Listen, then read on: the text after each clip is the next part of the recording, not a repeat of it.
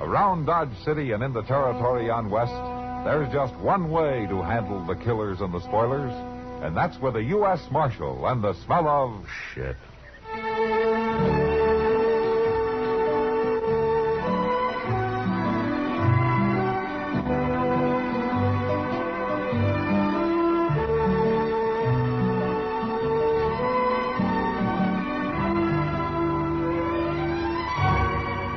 Gunsmoke, starring William Conrad. The story of the violence that moved west with young America. And the story of a man who moved with it. I'm that man. Matt Dillon, United States Marshal. The first man they look for and the last they want to meet. It's a chancy job, and it makes a man watchful. And a little lonely.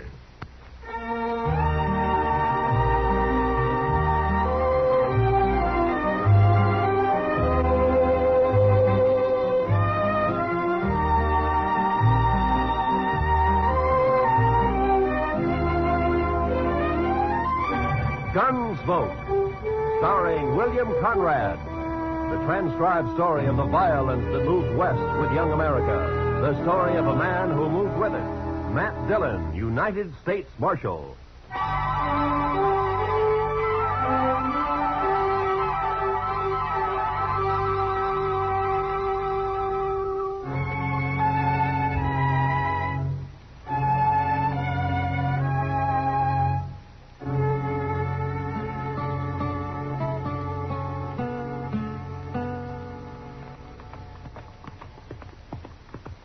Ain't we never going to make camp, Mr. Dillon? We'll ask whoever's living in that cabin up ahead if there's any water around here, Chester. Most likely there ain't. These settlers put up a cabin just anywhere and then start praying for rain. Oh, we could have camped back on Smoky Hill River. No, sir. I'd rather go dry. Just as long as we make Dodge by tomorrow night. We'll make it. I never seen such a place as that Fort Wallace, Mr. Dillon. Man could go plumb out of his mind living there. Well, they don't build army posts for pleasure-loving people like you, Chester. I've been in the Army. Oh? Like it? Well, sir, we didn't always see eye to eye, me and the Army, but at least I didn't get killed. Well, that helps. Hey, I'll bet you look pretty bold in a uniform, Chester. Oh, my, yes. I surely did. I wonder if there's anybody home here. Hello? Place looks deserted, Mr. Dillon. Yeah. Here, hold my horse, Chester. I'll take a look. Yes.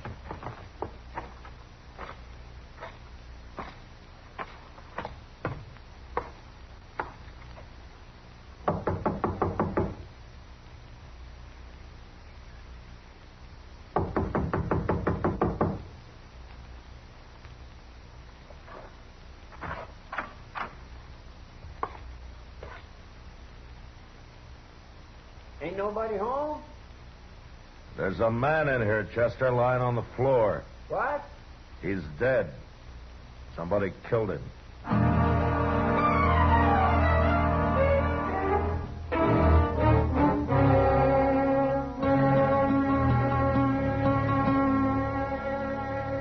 We'll put the fire out now, Mr. Dillon. Yeah, we better get started. Looks like rain this morning. Yeah, it's too early to tell for sure. Too bad we don't know that fellow's name, Mr. Dillon. Sure do hate to bury a man and not even put a marker on his grave. I'd rather know the name of the man that killed him. It's awful easy to get by with killing a man way out here. Yeah, too easy. Say, look over there, Mr. Dillon. Yonder comes a couple of riders. Yeah, I see him. What do you suppose they're carrying rifles for? Stand over there, Chester, about 10 feet from me, huh? Yes, sir. And keep the hair out of your eyes. Yes, sir, I will.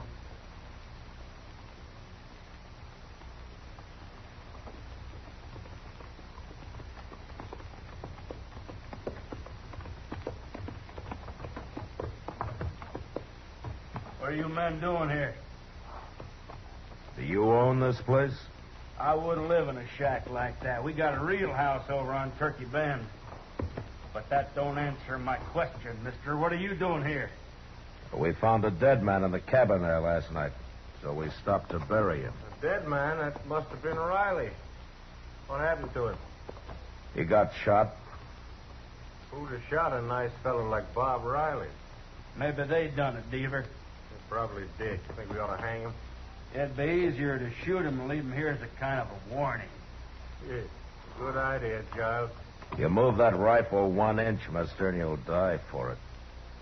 Now go ahead, mister. You're calling it. It ain't worth a chance. All right, mister. Whoever you are, you and your friend get mounted and ride out of here. You're Giles, huh? And Deaver? That's right. We don't want people around here. Might get an idea to settle down. Now, you two start riding, and right now. Chester. Yes? That coffee you made this morning was weak as well water. Get that fire going again and build some more, huh? Okay. Sure got a lot of nerve, mister. He don't even blink, Deaver. Look at him. We'll be by here later, mister. We won't ride up so close next time. You better be nowheres around. Come on, Giles.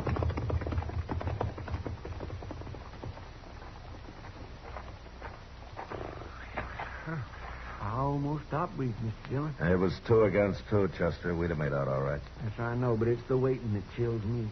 Say, you know something? I'll bet anything it was them that killed the fellow that lived here. Maybe.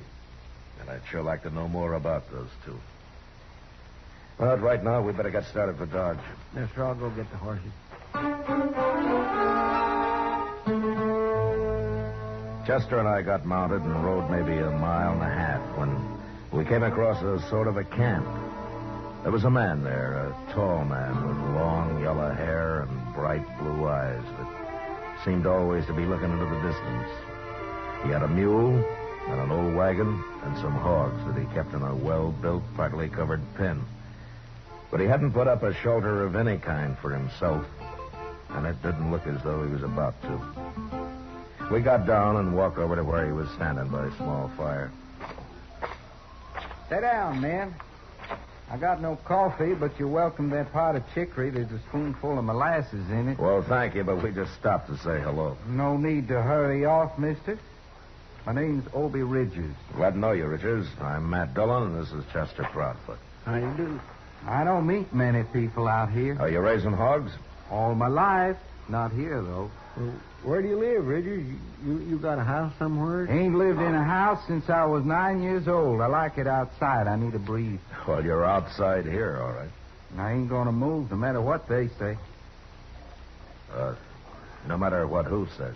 Them 2 fellas up on Turkey Bend. Giles and Deaver? Them's the ones. Tell me, Richards, there's a cabin about 1.5 miles north of here. You know the man that lives there, Riley? He comes by here now and then. Oh, we buried him last night. Somebody shot him. That's bad. That's real bad. You better tell the law about it if you're going anywhere, mister. I don't hold with murdering a man. Well, I'm a U.S. Marshal, Richards. That a fact? Well, Don't you ever get into Dodge? I never have, but I'm going today. What, in that wagon? It'll take you a week. No, sir. I'm going horseback. Well, I swear I don't see no horse. Well, right out there, fella. Here he comes now. There's Jim Branch leading him. Jim talked me into going to Dodge with him, but I know I won't like it. I'm just doing it for Jim's sake, kind of coddling him along, make him feel good. Where does this Jim Branch live? He's got a little place over west of here somewhere. Jim's nothing but a cowboy, Marshal. You'll be drifting on one of these days, kind of like me that way. Hello. Got company, Jim. You ready to go, Obie? I'm all dressed up like a sore thumb, can't you see? What'd you do, change your socks? This here's a U.S. Marshal, Jim. I forget his name. My name's Matt Dillon. I'm glad to know you. I'm Chester Proudfoot. Well, how you do? You heading for Dodge, Marshal? Yeah, we'll ride in with you if you like. Good. This is a big day. I've been talking Obie into going to town for 3 months. He claims he don't like towns. Wait till he sees Dodge. I'm happy right here with my hogs. I don't need no town. Your hogs won't miss you. Well, let's get started. I gotta be back in 3 days, Jim, like you promised. Them hogs will starve if I ain't. You'll be back. Oh, say. What? The marshal here tells me Riley got shot. No. Says Giles and Deaver done it. Now, wait a minute, Richards. It looks like they did it, but if I could prove it, I'd be taking them in for trial right now. Well, it's too bad you can't, Marshal. They're no good, them fellas. Well, I can wait. They'll make a mistake sooner or later. But we better get going. It's 60 miles to Dodge.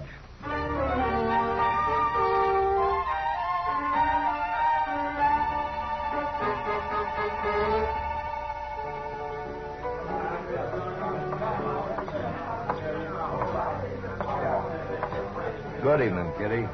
Sit down, Matt. You want a drink? No, thanks. I just had dinner. That reminds me. Fella brought me a dozen quail today. Oh? I can cook them for dinner tomorrow if you're going to be around. Yeah, that sounds great. I'll be here. They ought to be ripe enough by then. You know, I never saw as many quail as there are this year. Riding in yesterday, we put up clouds of them. Huh. That Jim Branch seems like a nice fellow, Matt. Obie Ridges, too. Yeah, they are, Kitty. They sure make a funny pair. Maybe. But still, they're kind of like brothers. Look at him over there at the bar. Opie's getting spookier every minute he's here. Obie likes it outdoors, right out on the ground. I doubt he'll ever come into town again. Jim told me he still hasn't been able to get him to take a meal in a restaurant. He has to bring it outside for him. Says he can drink inside, but that's all. Well, maybe we'd all be better off if we lived that way, Kitty. Not me. I don't want to live like an animal. Don't you? Hello, Miss Kitty. Hello, Jim. Marshal, something bad's happened. What, Jim? Well, this fella here just rode into town from up north. Well, he come by Obie's camp. Marshal, somebody shot Obie's mule and burnt up his wagon and killed all his hogs. That's right, Marshal. Oh, Yeah. no. Giles and Deaver again, huh? Well, it's Obie I'm worried about. I never should have made him come to town, Marshal. He'll kill them fellas now. I know he will. I'll ride out with you, Jim. Right now.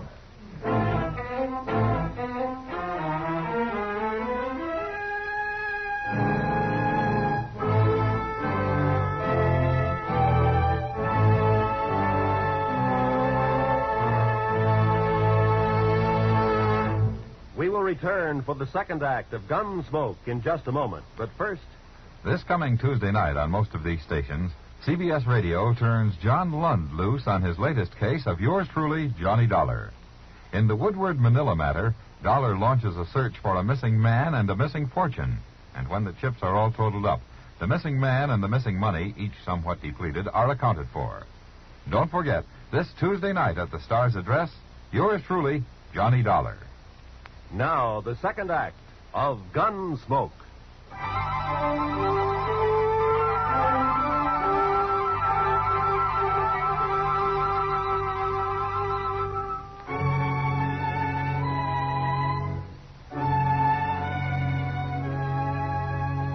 I wanted to ride out to Obie Ridger's camp that night, but Obie insisted on staying in Dodge.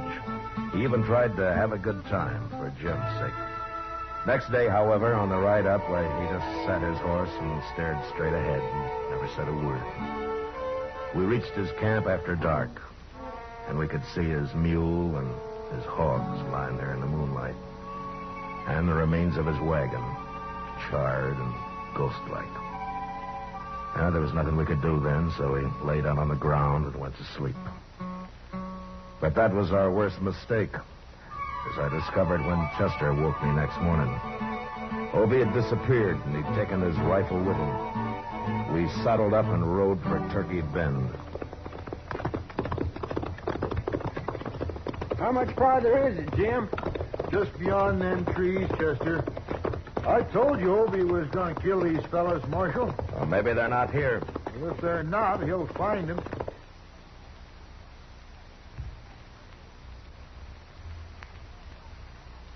So let's pull up.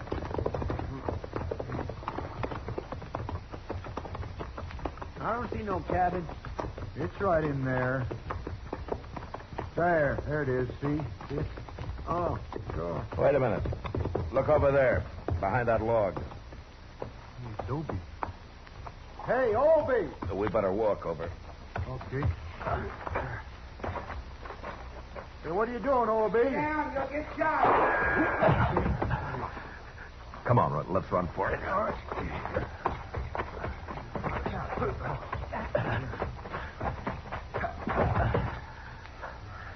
Beaver in there. I got him trapped. Look, Obie, I'll handle this. You can't kill these men. I done killed Giles already. That's him laying right by the door over there. Oh, Obie, you Blew did. the top of his head off. Obie, I gotta put you under arrest. Now, give me your rifle. Wait till I kill Beaver. I can't hang twice. Give me that rifle, Obie. Now. You mean it, don't you? I do. All right, I won't fight you. Here. But I'd sure like to kill Beaver. Chester, take this rifle and keep an eye on him. I'm going after Beaver. Yes, sir. He'll kill you, Marshal. No. You'll be too curious at first. I'll walk over there with my hands up. But you wait here till I yell.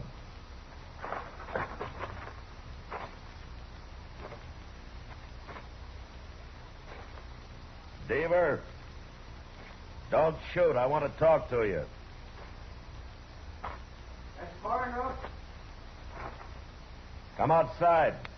Obie's under guard. He won't shoot. I'm a U.S. Marshal, Beaver.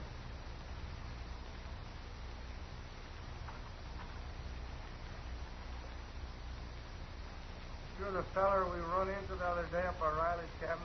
I am. Now come on out. Thought there was something about you. I got Obie under arrest, Beaver. He admits killing Giles here. You killed him.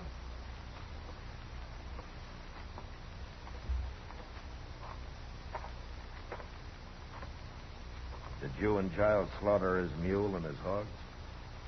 There's no reason to murder a man. No? No, it isn't. But tell me about you. Did you murder Riley? Well, wait a minute, You're Mark. going back to Dodge with us, Beaver. Oh, no, not me. Keep your hand away from that gun. Let's see how good you really are, Marshal. No!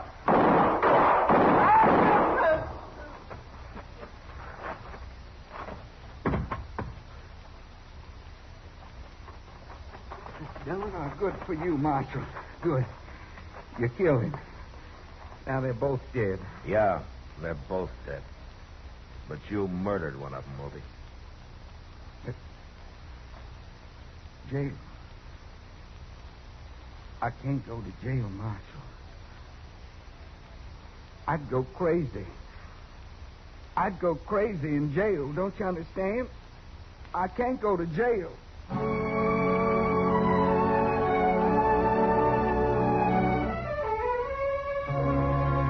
It was a hard thing to do, but I had no choice. And I took Obie back to Dodge and locked him up. A few weeks later, he went on trial. And after long deliberation, the judge sentenced him to life in prison. Obie stood up and said he'd rather be hung. Then I took him back to jail. And I sat there with him for a while. I thank you for everything you said, Marshal. You didn't have to do that. Well, I just tried to get the judge to believe you went crazy and you didn't know what you were doing, Obie. I knew what I was doing. I told him I did. Yeah, I know.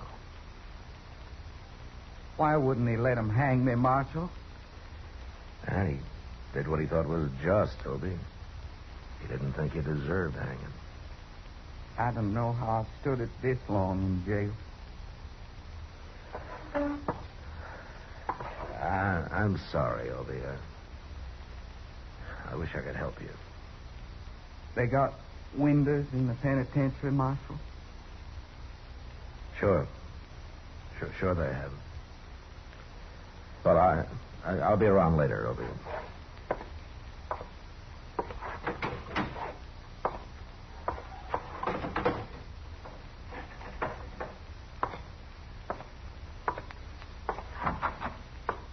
How's it taking it, Mr. Dillon? It's pretty hard on him, Chester. Where's Jim Branch, anyway? Oh, my, I ain't seen him since the trial was over. Well, maybe he'll come around later. I'm going to supper with Doc, Chester. We'll be at Delmonico's. All right, sir.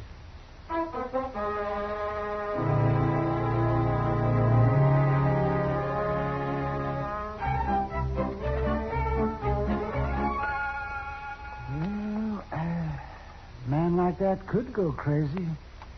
Locked up, man? Oh, that's happened before. There's nothing I can do about it, Doc. Well, I know I didn't mean it that, but, Matt. Pass me the beans, will you?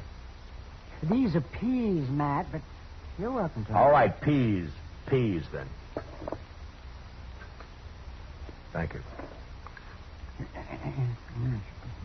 Why don't you take a vacation, Matt? You know, go back east somewhere, kind of like St. Louis or Kansas City, someplace like that. Maybe I don't like towns either. Well, that's just what I mean. You need a vacation, all right. Oh. Yeah? Well, if I were a rich croaker, maybe I could take one.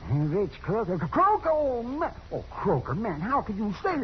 All right, Matt, Doc. would you go... Take it easy, Doc. You'll bust something. It's a fine thing when a mere policeman can insult the noblest profession known to man. I was insulting you, Doc, not the profession. Oh, croaker. Oh, I might have known what it'd be like having supper with you tonight. I'll buy you a drink after, huh? How's that? Well, I don't know. Well, I'll think about it. Dillon? What's the matter, Chester? Obie Ridgers. He's dead. What? I heard a shot out back, and I run into his cell, and he was laying there dead. There's a gun on the floor. I don't know where he got hold of it. You better come look.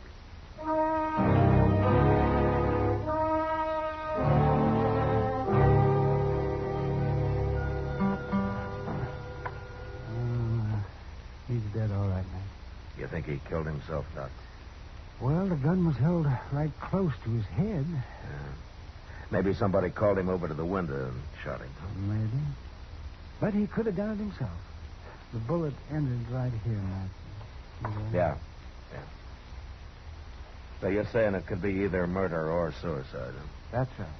Well, why would anybody murder him, Mr. Dillon? It don't make sense.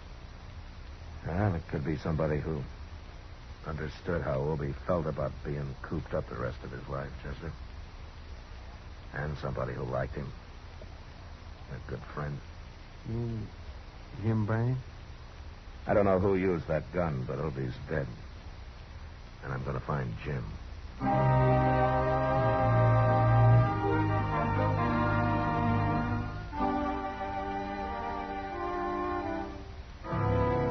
Jim Branch wouldn't talk one way or the other.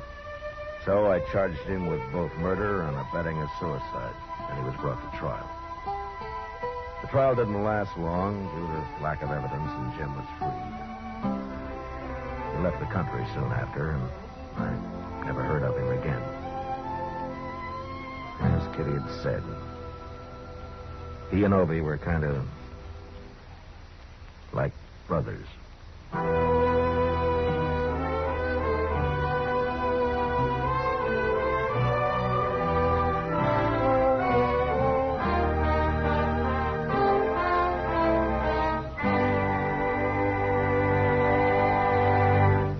Gunsmoke, transcribed under the direction of Norman MacDonald, stars William Conrad as Matt Dillon, U.S. Marshal. Tonight's story was specially written for Gunsmoke by John Meston, with music composed and conducted by Rex Corey. Featured in the cast were Vic Perrin, Lawrence Dobkin, Jack Crucian, and John Daner. Parley Bear as Chester, Howard McNair as Doc, and Georgia Ellis as Kitty. Roy Rowan speaking. Join us again next week as Matt Dillon, U.S. Marshal, fights to bring law and order out of the wild violence of the West in Gunsmoke.